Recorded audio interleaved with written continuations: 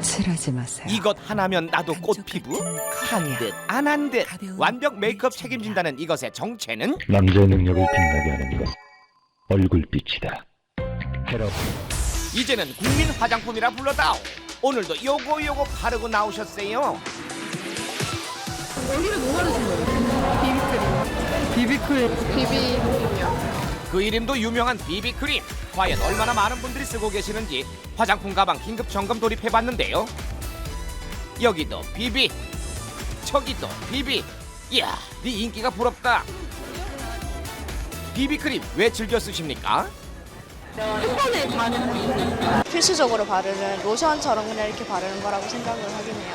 피부의 보완점을 가려준다는 거니까 단점을 가려준다는 거니까 어느 정도 좀 자신감이 생기지 않을까. 국내는 물론 해외에서도 사랑에 맞지 않는다는 대한민국의 비비크림.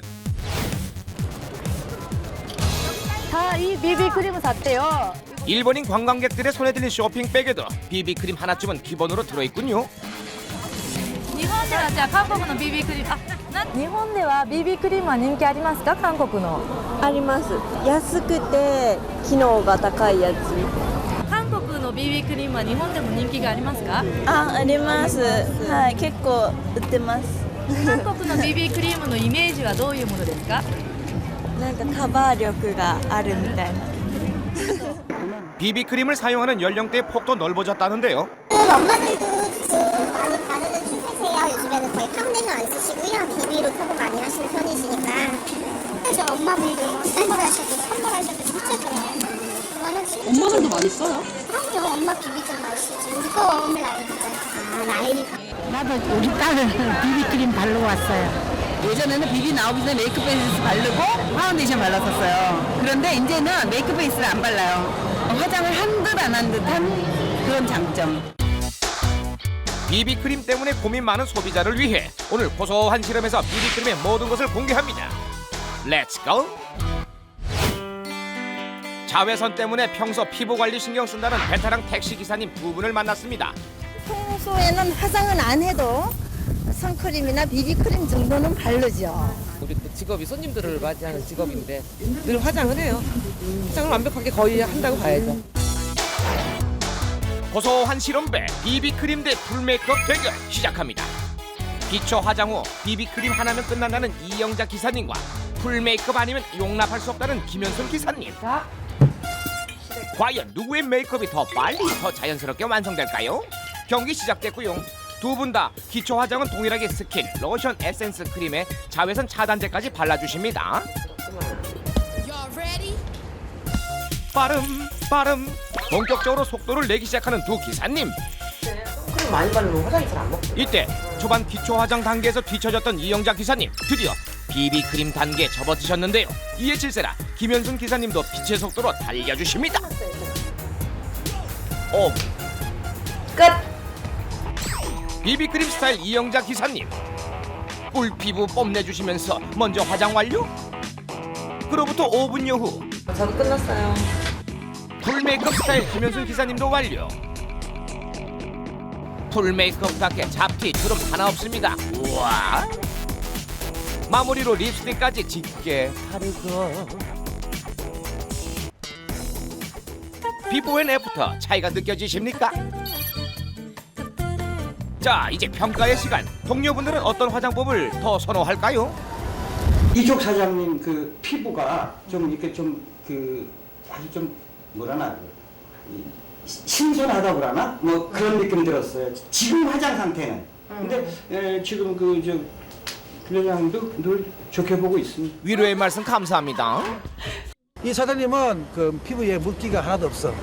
촉촉함이라든지 그런 게 없고 그냥 어디 산에서 이제 내려오셔가지고 힘드시게 내려오셔가지고 그런 느낌이 약간 들어요.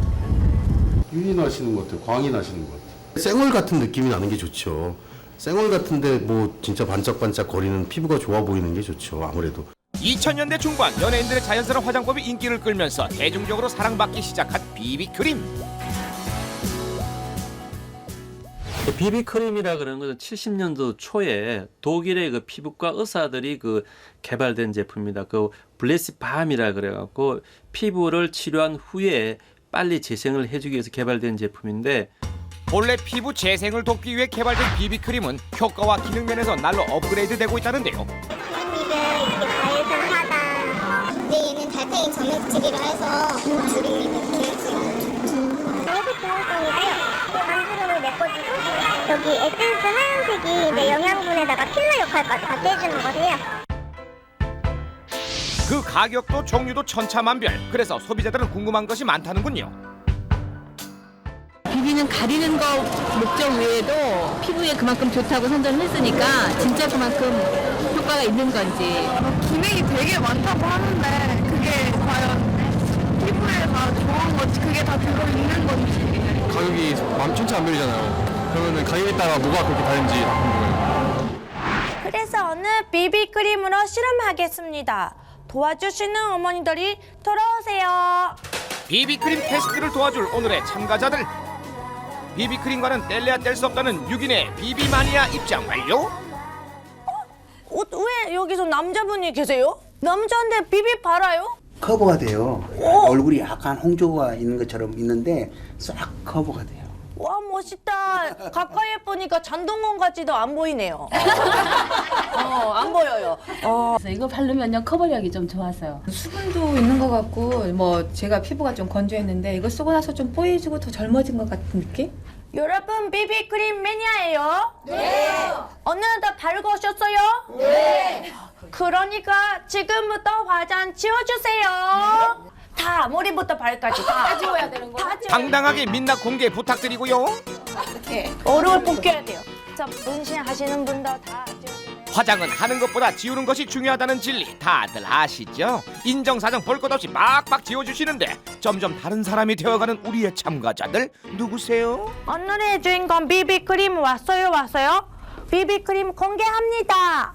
오늘 블라인드 테스트에 출전한 비비크림은 만원대부터 10만원을 호가하는 제품 중에 판매율과 선호도가 높은 비비크림 10종. 커버력, 밀착력, 피부에 바를 때 느낌에 대해 테스트를 시작합니다. 잠깐만요. 커버력 알기 위해서 제가 큰 점 만들어줄게요. 섹시한 마릴린 먼로 점부터 각자 원하는 위치에 점을 그려 비비크림으로 얼마나 점이 잘 가려지는지 테스트해보겠습니다. 참가자들은 제품의 브랜드도 가격대도 전혀 모르는 상황. 과연 10개의 비비크림 중 어떤 비비크림이 점과 잡티, 주름 등을 잘 커버해줄까요? 지금 현재로서는요. 네. 이거 F가 좋은 것 같아요. 많이 커버력이 있어요? 커버력도 있고 약간 유분도 있어서 네. 저한테는 좋은 것 같아요. 발리는 느낌과 밀착력 테스트에 앞서서 기름종이 위에 같은 양의 비비크림을 올려둔 뒤 유분기가 빠져나오는 양을 살펴봤습니다.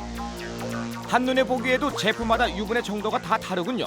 유분이 너무 많은 제품은 지성 피부에는 안 맞다고 하는데요. 하지만 유분이 너무 적어도 피부에 잘 밀착되거나 부드럽게 발리지는 않을 것 같죠? 내 피부 타입에 가장 잘 맞는 비비크림을 잘 찍어 바르고 또 바르고. 조금씩밖에 안 바르는데 이게 들떠요. 피부에 들뜨고 잘 안 발라지는 것 같아요. 발림성은 이 아이가 낮고 커버링은 이가 나요. 모든 테스트가 끝나고 각 제품의 점수를 매겨봅니다. 종합 결과 커버력, 발림성은 F 제품, 밀착력은 B 제품이 1위, H 제품이 가장 아쉬운 점수를 받았네요. 여기에 있는 비비는 오늘 테스트했던 비비크림입니다. 가격이 궁금하죠? 네. 우리 참가자들 테스트한 비비크림의 가격이 공개될 때마다 놀라움을 금치 못하는데요. 만원대부터 10만원을 호가하는 제품까지 가격별로 차이가 느껴지셨습니까?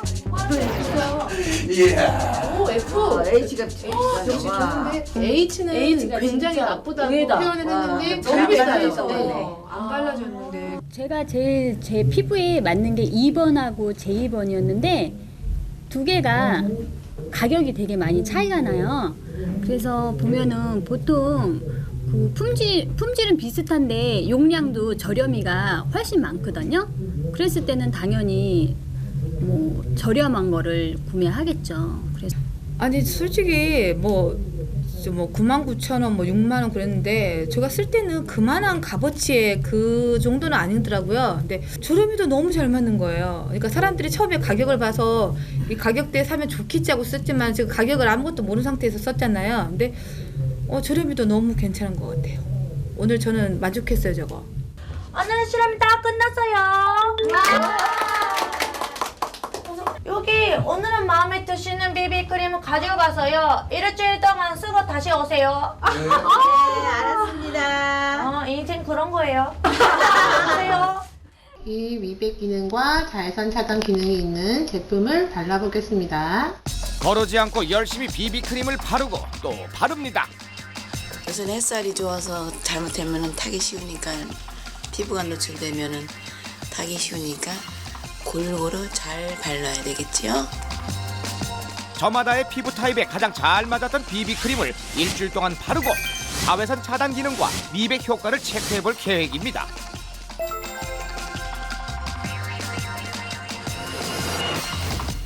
자, 일주일 후 피부과를 찾은 참가자들. 외출하기 전에 바르고요. 네. 그리고 햇빛 볼 때 조금 더 발랐어요. 발랐어요? 네. 비비크림 사용 전 피부 상태를 체크했던 참가자들. 비비크림 사용 후 이들의 피부에는 어떤 변화가 있었을까요? 그 결과 4번 참가자의 색소 침착 수치가 69에서 60으로 감소 효과를 보였지만 그 외 참가자들은 그다지 큰 변화를 보이지 않았습니다. 지금은 일주일밖에 안 됐기 때문에 정확하게 비교하기는 어려워요. 보통은 한 석 달 정도 측정을 해봐야 되는데 이 비비크림을 발라가지고 미백을 하는 것보다는 자외선 차단제라는 미백을 위한 전용 제품이 훨씬 더 효과가 있는 걸로 되어 있기 때문에 그거를 바르고 나서 나중에 비비크림으로 색소를 좀 감추는 것이 더 바람직하고요. 기능적인 면의 효과를 기대하려면 전용 제품과 함께 사용하는 것이 좋다는 말씀. 그러나 시중의 많은 비비크림들은 미백과 주름 개선 등 기능성을 강조해 판매하고 있다는데요. 근데 사실 비비크림 같은 경우는 이제 메이크업 제품으로 사용하시는 거기 때문에 정말 그 미백 기능성으로 희망하시면은 기초 라인의 미백 기능성 제품을 같이 사용하시는 게 좋으실 것 같거든요. 이거 하나만으로는 효과를 보기에는 네, 하나만으로는 조금 미비하실 수 있으세요. 기초 라인을 그 전체적으로 이렇게 미백 쪽으로 관리해 주셨을 때와의 이런 부분에 있어서는 차이가 있는 건 맞죠, 고객님? 그러니까 시너지 효과라고 보시면 돼요. 화장품 업체들도 전체적인 기초 라인을 함께 사용해야만 비비크림의 기능성에 대한 만족도는 효과를 볼 수 있다고 하는데요. 이름도 낯선 다양한 성분들로 기능성을 내세우고 있는 비비크림 제품들. 그렇다면 비비크림은 어떤 성분으로 만들어지는 것일까요? 비비크림 하나 만들 때 기본적으로 들어가는 원료는 30여 가지. 이는 기능성 효과를 내는 성분을 제외한 기본적인 원료만을 사용했을 때 이 얘기입니다. 비비크림은 기름, 물, 색상, 파트별로 필요한 원료를 각각 배합 기준에 따라 혼합해 냉각시키면 바로 완성이 되는데요. 여기에 미백, 자외선 차단, 주름 개선 등의 효과가 더해지려면 더 많은 성분들이 추가되는 것이겠죠. 비비크림을 보면은 그 기능을 주는 그런 제품들이 들어 출시가 되고 있는데 미백 같은 경우는 알부틴이든지 그다음에 감초 추출물인지 고직산 같은 이런 물질이 들어갈 수가 있고 그다음에 좀 주름 개선 같은 경우에는 아데노신이든지 그다음 비타민 A 계통 같은 이런 물질이 이제 첨가가 되면은 그 기능을 가진 그 비비크림이라고 이야기할 수가 있죠. 수많은 성분이 들어간 비비크림, 과연 우리가 안심하고 사용해도 되는 걸까요? 비비크림 속 수상한 성분의 비밀, 잠시 후 알아봅니다. 자, 지금 제가 들고 있는 이 비비크림 한 통에 들어가는 원료를 스튜디오에 한번 모아봤습니다. 자, 지금 이 한 통에 이 많은 원료들이 다 들어간다는 건데 여기에 미백이나 주름 개선 기능 뭐 이런 기능성 원료들이 들어가게 되면 더 많은 원료들이 필요하다는 거거든요. 예. 이 많은 게 들어가서 나온 게 이 비비크림 한 통. 바로 이 비비크림입니다. 네. 자, 제가 한번 발라보겠습니다. 예. 얼굴에? 오! 저는요, 예. 이걸 쓸 수밖에 없는 게 사실은 이제 나가다 보면 사람들하고 사진 찍어주잖아요. 그렇죠. 사진도 찍고 또 뭐 이렇게 찍히기도 하고 예. 또 하나는 술자리 있을 때 빨간 모습 보이기 싫어서 살짝 바르고 나거든요. 지금 이렇게 잡티 같은 것들을 이렇게 비비크림으로 그렇죠. 살짝 바르죠. 이렇게. 자, 지금 보세요. 예. 재료가 이렇게 많습니다. 지금 보면 보세요. EM 뭔지 아시겠어요? 그럼요, 다 알죠. 예. 페르신 왁스 있고요. 그리고 베타 글루텐 있고요. MP 헌병도 있네요. 자, 이렇게 많은 재료들이 바로 들어가서 이 비비크림. 아니 저는 지금 사실 이 원료들을 한번 만져보고 싶은데 어떤 물질들이 들어가 있는지 몰라서 사실 좀 겁나서 못 만지겠어요. 냄새도 맡고. 김 많네요. 네. 예. 냄새 한번 맡아보세요. 무슨 냄새 나나요? 거의 없는데요. 아무튼간에 좀 이렇게 많은 게 들어간다라는 건 좀 신기하기도 합니다. 그렇죠. 예, 천연재료 뭐 이런 것만 들어가는 줄 알았는데. 다시 한번 말씀드리지만 여기에 기능성 제품들이 더 추가가 되면 훨씬 더 많은 원료가 들어간다는 거. 예. 자, 이 변호사님 평소 네. 비비크림 좀 즐겨 바르시잖아요. 예, 뭐 저도 가끔 바르죠. 네, 뭐 오늘 가끔 발라요. 확실하셨네. 자, 하루 한 통 쓰시는 우리 이인철 변호사님 어떻습니까? 이 비비크림 지금 보시니까. 비비크림에 근데 자외선 차단 기능이 있는 게 있어요. 그래서 예. 이제 그냥 일반 자외선 차단 제품은 이제 하얗게 생기니까 비비크림을 바르면은 이제 결점도 보완이 되고 자외선 차단도 되고 그래서 이제 가끔 바르고 있습니다. 그래요. 네. 우리 김대호 아나운서는 뭐 워낙 잘생겨서 비비크림 같은 거 안 발라도 되잖아요, 그렇죠? 아, 근데 사실 저도 아나운서가 된 이후로요. 네. 뭐 결혼식 행사나 뭐 여러 가지 행사를 갈 때는 좀 비비크림을 발라줘야 알아보더라고요. 좀. 김대호 아나운서는 점심 먹으러 갈 때 봤어요. 깔끔한데 점심 먹고 나오는데 수염이 자라 있어요. 너무 터프해서. 그리고 이인철 변호사님 같은 경우는 커버하기 위해서 그렇죠. 발라줘야 돼요. 이인철 변호사님은 비비크림도 그렇지만 눈썹을 붙인다는 소문도 있고. 그건 낭설이고요. 확인해 보시죠. 아무튼 이제는 시대가 바뀌었습니다. 비비크림 뭐 남자들이 얘기하냐 하지만 남자들도 많이 사용하고 있는 게 사실은 이 비비크림이거든요.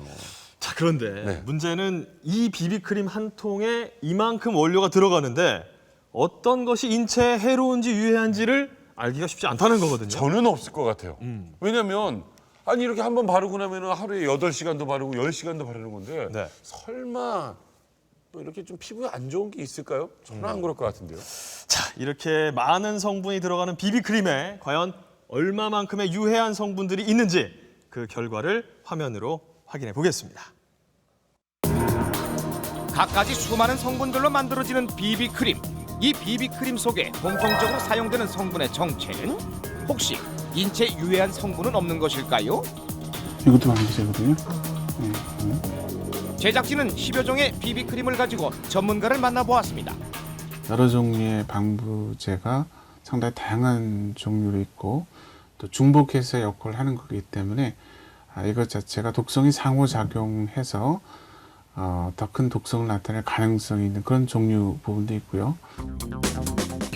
화장품의 유통 기한을 늘리기 위해서는 방부제가 필수적으로 쓰일 수밖에 없다는데요. 모든 화장품에 방부제가 쓰이고 있는 것일까요? 화장품 매장을 찾았습니다. 얘는 뭐 파라벤이나 이런 방부제는 없어요. 근데 요즘에는 그 들어가 있는 제품 찾기가 더 힘들어요. 방부제라든지 오일 같은 거, 계면제 이런 거 다 빠진 제품이고요.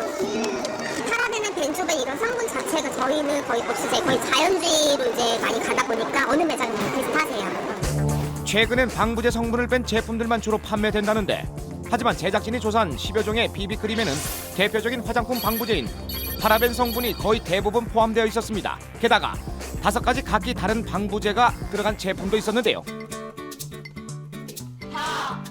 서울의 한 쇼 호스트 전문 학원, 비비크림과 같은 화장품을 많이 사용하는 여성들은 화장품 방부제에 대해 어느 정도나 알고 있을까요? 신기한 듯 파라벤 성분을 만져도 보고 요리조리 잘 살펴봅니다. 파라벤에 대해서 들어보신 적이 있나요? 아니요. 없어요? 네. 파라벤 들어보신 적 있어요? 아니요, 들어본 적 없습니다. 오늘 들어봤어요, 방금. 방금 들어봤네요, 방금. 일단 방부제 자체가 뭘 썩지 않게 길게 오래 보존하기 위해서 넣는 거잖아요. 내 피부에 바르면 내 피부가 썩지 않는 게 아니라 뭔가 계속 안 좋은 게 남아있을 것 같아서 결국은 트러블을 좀 유발하게 되지 않을까 하는 좀 생각이 들어요. 미생물의 성장을 억제시켜주는 파라벤은 화장품 방부제로 널리 쓰이고 있는데요. 하지만 파라벤의 독성에 대해선 끊임없이 논란이 일고 있습니다. 인터넷에서 쉽게 찾아볼 수 있는 한 파라벤 독성에 관한 실험. 복합 파라벤을 넣은 수조에서 서서히 미꾸라지들이 죽어가는 것을 확인할 수 있었는데요. 수년간 파라벤이 인체에 악영향을 끼칠 수 있다는 여러 연구 보고가 이어지면서 파라벤의 위험성에 관한 다양한 의견들이 나오고 있는 상황입니다. 실제 덴마크 환경부는 3세 이하 어린이용 화장품에 대한 일부 파라벤류의 배합 금지를 밝힌 바 있고요. 국내에서도 파라벤의 기준을 강화해야 한다는 우려의 목소리가 높아지고 있지만 아직 시행되고 있지는 않습니다. 지금 파라벤류의 사용 한도 조정에 대해서는 국내 여건과 유럽 등의 해외 주지사항, 그다음에 추가로 진행되고 있는 연구 결과 등을 검토해서 결정할 예정입니다. 자연 친화적인 제품들을 판매한다는 한 화장품 매장. 보시면은 이게 또 프리 시스템 적용되어 있어가지고 4프리 보시면 무파라벤, 무광물, 무동거성 원료, 무탈크. 화장품 방부제에 대한 소비자들의 불안감이 커지면서 화장품 업계는 무파라벤을 강조한 제품들을 내놓고 있습니다. 하지만 없을물을 강조하던 이 비비크림에는 페녹시 에탄올이라는 또 다른 방부제 성분이 들어가 있습니다. 파라벤을 대체하는 페녹시 에탄올이라는 방부제가 또 들어가거든요. 그래요? 그러면 이게 안 들어있다고 써져 있는데 그걸 대체하는 다른 방부제가 들어가 있는 거네요? 그렇죠. 몰랐어요. 좀 배신당한 기분이랄까? 좀 충격적이에요. 왜냐면 당연히 내 피부에 안전하고 좋겠구나라고 선택을 하는 거니까 좀 충격적인데요? 눈 가리고 아웅하는 것 같아요. 그냥 파라벤이 일단 사람들이 안 좋다 얘기하니까 안 넣긴 하지만 다른 성분을 넣는다면 그거야말로 또 속이는 게 아닌가 이런 생각을 하거든요. 그렇다면 파라벤 대신 방부제로 쓰이는 페녹시 에탄올은 안심해도 되는 것일까요? 전문가의 도움을 얻어 실험을 진행했습니다. 유전자 또는 독성 테스트의 실험 동물로 사용된다는 제브라피시라는 물고기입니다. 제브라피시 치어와 성어에 페녹시 에탄올을 투여해 독성 반응 검사를 해봤습니다. 정상적인 상태일 때 제브라피시의 모습, 낮은 농도의 페녹시 에탄올을 투여한 직후 독성에 의한 몸통의 변형이 일어나면서 얼마 지나지 않아 죽는 것을 확인할 수 있었습니다. 제브라피시에 나타난 독성을 그대로 사람에도 똑같이 나타난다고 볼 수는 보기에는 무리가 있습니다. 하지만 약질을 투여했을 때 아주 짧은 시간 내에 심한 변형을 동반하는 독성이 발생했기 때문에 약질을 접촉하는 피부에는 마찬가지로 유사한 손상이 오리라 추정할 수 있습니다. 우리나라는 2008년부터 모든 화장품에 전 성분 표시제를 시행하고 있지만 성분만 보고는 어떤 성분이 어떤 역할을 하는지 전혀 알 수 없는 노릇. 게다가 유해성 논란이 있는 성분이 어느 정도 들어가 있는지 더더욱 알 길이 없다는데요. 함량 자체는 저희가 그 회사에서 재내기라서 고객님 함량 공유는 좀 어려우세요. 고객님 저희가 함량은 따로 안내를 해드리거나 그러지는 않습니다, 고객님. 그러니까 저희가 함량 부분에 대해서는 저희가 따로 안내를 해드리거나 그러진 않고요. 보통은 전성분으로 표기가 되어 있는 게 성분이 많은 것부터 맨 앞에 표기를 하게끔 되어 있잖아요. 이거 함량 표시는 그럼 안 하셔도 상관없는 거예요? 성분 표시는 만약에 그게 문제가 됐다면, 그러니까 필수적으로 해야 되는 부분이면 함량이나 이런 부분도 다 정확히 표기를 하거든요. 근데 따로 함량이나 이런 부분은 표기를 안 해도 상관은 없어요. 성분의 함량 표기는 의무화가 아니라는 것. 소비자를 위한 대책은 없는 것일까요? 발암 물질이 포함되어 있거나 애들한테 했을 때 성장 장애가 있거나 이런 물질이 포함되어 있으면 시민들이 이걸 보면은 이 안에 좀 빨간 등급을 받을 수 있는 성분들이 있구나 하는 부분들을 좀 쉽게 알아볼 수 있도록 표기 방법을 개선을 해야 될 것 같습니다. 비비크림 간편해서 즐겨 사용하고 계십니까? 똑똑한 화장품이라지만 제품의 성분 모두 과연 우리 피부에 좋은 것인지 꼼꼼하게 따져보시는 건 어떨까요? 사실 저희 연예인들은 화장품을 많이 사용하잖아요. 그렇죠. 근데 무슨 성분 보고 고르는 게 아니라 사실 브랜드를 보고 믿고 고르는 게 굉장히 많이 있거든요. 그래요. 유명 브랜드 제품들을 이렇게 봐도 근데 어떤 게 들어가 있는지를 명확하게 알 수 없거든요. 소비자 입장에서는. 보실래요? 에칠 헥실 메토 시신나이트, 글리세릴라이트, 드로메트리 뭔지 하나도 모르겠어요. 더군다나 글씨가 이걸 읽는 게 신기하네요. 지금 작게 표시가 돼 있으니까. 안 보이는데요. 자, 그런데 중요한 것은요.